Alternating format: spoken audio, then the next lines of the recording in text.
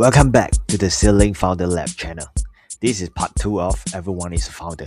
If you missed part 1, you can find a link in the corner to see the first 4 founder types. That episode explores how you can leverage these archetypes to win in both your career and also your personal life, helping you to know yourself and identify ideal partner. In this video, I will share another 4 types of founder you or your friend might be. If you find this helpful, please subscribe for more content on business startup, technology, and founder philosophy. Let's dive right into the first type I'm covering today. The accidental founder. If you are this founder, normally you do not know how good you are actually. You just try to do your best and go with the flow, and accidentally become great in something and become a leader for certain role. You did not plan to lead. You did not dream about being a founder. You just care so deeply about a problem that you could not ignore it. Accidental founders are often born from frustrations. Something was broken, inefficient, or unfair, and they felt compelled to fix it. While you possess strength like problem solving and resource planning, the main strength is authenticity. People trust you because your motivations to fix the issue is genuine. In a career, this type naturally grow into leadership, even without intending to. The most valuable corporate worker is often the one who consistently fix company problem. This trait is a prerequisite for any successful founder, meaning you naturally possess the potentials for success in both a job and a business. However, the accidental nature comes from a weakness, a lack of vision and system. You often lack a structure, long-term plan, focusing entirely on immediate, short-term need, and the joy of problem solving. Since an accidental founder will have the issue likely to react to problem rather than proactively designing the company directions, the business can function more like a hobby than a scalable enterprise. This applies to your career too. The leadership requires more than just fixing problem. It demands people management skill and long-term strategy planning for growth in order for promotions to higher level. Remember the formula from part 1? Leverage your strength, endure the short-term pain to improve your weaknesses, and plan long-term to cover them. Knowing you're eager to fix the problem, you must identify your systematic weaknesses and find suitable partner.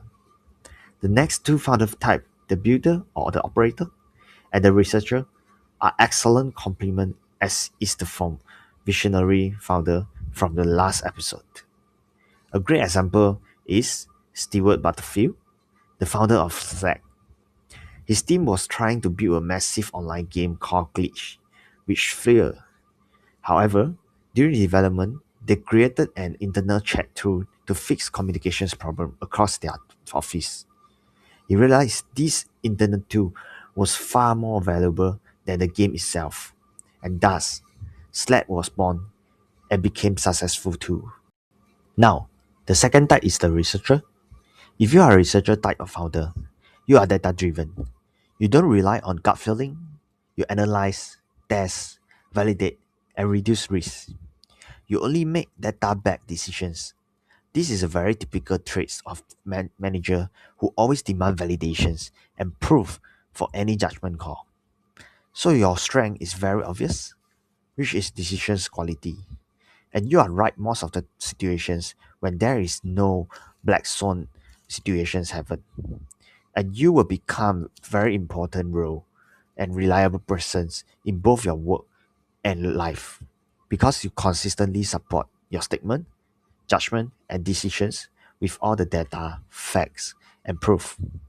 In your career, you excel in roles like analytics, finance, strategy, the policy, or any research heavy positions, including many technology roles. You have the patience, ability, and interest to discover the truth or manipulate the data to support your claims. And do not worry, you often achieve outstanding performance in white collar jobs because upper managements tend to trust data and facts. In business, you are the one performing analysis and making decisions based on your deeply researched informations. And your strength make you a perfect partner for an accidental founder. You're providing the quality, reliable solutions to their problem.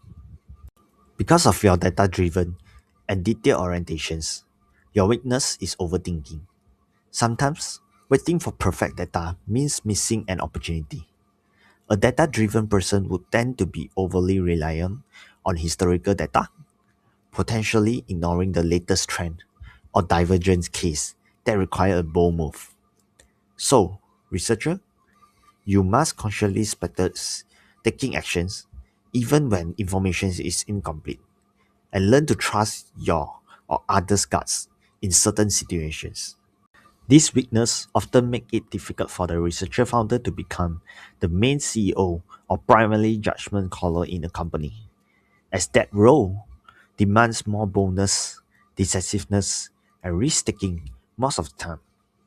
But a successful example is Demis Hassabis, the co-founder and CEO of DeepMind, a neuroscientist and AI researcher.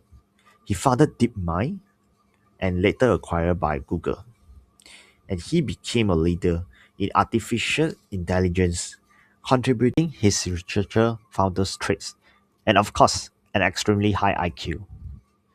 Now, the third type of founder is the builder or operator type. If you are a builder, you are very different from a visionary, which I mentioned in part 1. You don't get excited by ideas and vision alone. You get excited by executions. You are the kind of persons who, when someone throw an idea on the table, your first instinct is not wow, but having the question in your mind, how do we actually do this? What is the process? What is the timeline? And what resources do we need? You are naturally good at breaking big goals into small and actionable steps. A clear sign you are a builder is that you genuinely enjoy structure.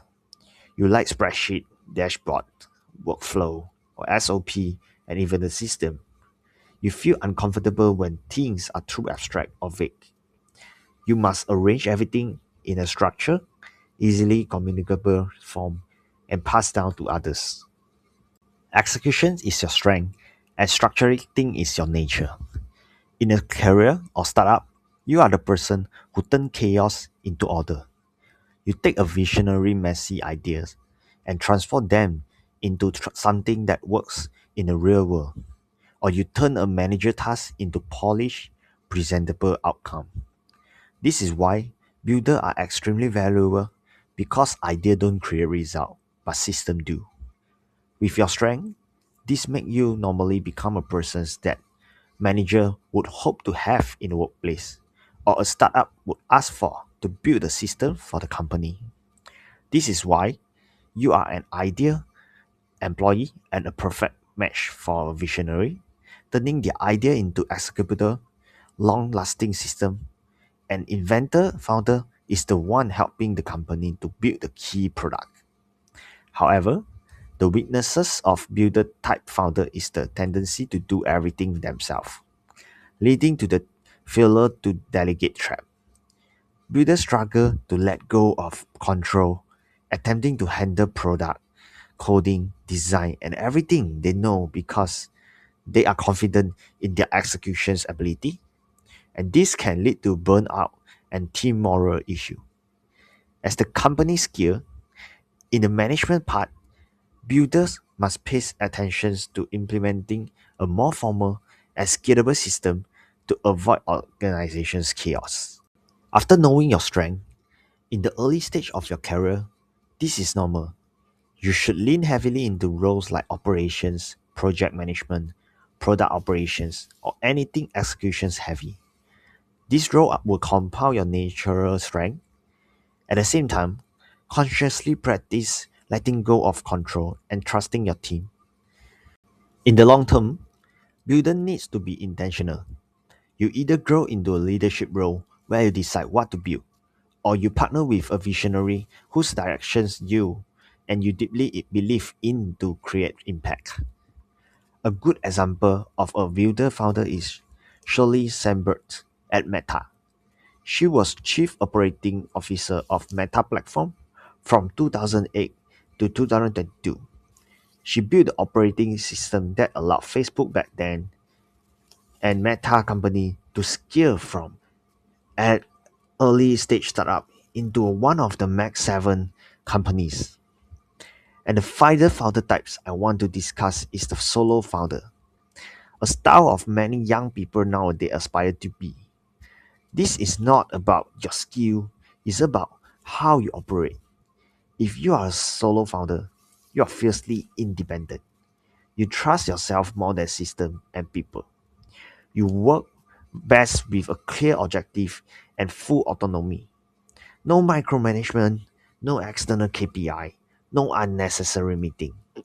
Just tell you what need to be done and you will figure out how to do it. A strong indicator is that you are drained by coordinations, not by the work itself. It's not the task that tires you, but explaining, aligning, and waiting on others.